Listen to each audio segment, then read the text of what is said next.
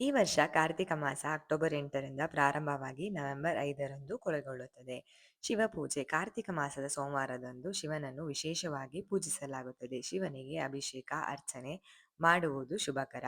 ವಿಷ್ಣು ಪೂಜೆ ಕಾರ್ತಿಕ ಪುರಾಣ ಪಠಿಸುವುದರ ಜೊತೆಗೆ ವಿಷ್ಣು ಸಹಸ್ರನಾಮವನ್ನು ಪಠಿಸಬಹುದು. ದೀಪ ಪೂಜೆ ಬೆಳಗ್ಗೆ ಮತ್ತು ಸಂಜೆ ತುಳಸಿ ದೀಪ ಬೆಳಗುವುದು ಮತ್ತು ಶಿವನ ದೇವಸ್ಥಾನಗಳಲ್ಲಿ ದೀಪ ಹಚ್ಚುವುದು ಶ್ರೇಯಸ್ಕರ. ಕೆಲವರು ಅಕ್ಕಿ ಅಥವಾ ನೆಲ್ಲಿಕಾಯಿಯಿಂದ ಮಾಡಿದ ದೀಪಗಳನ್ನು ಹಚ್ಚುತ್ತಾರೆ.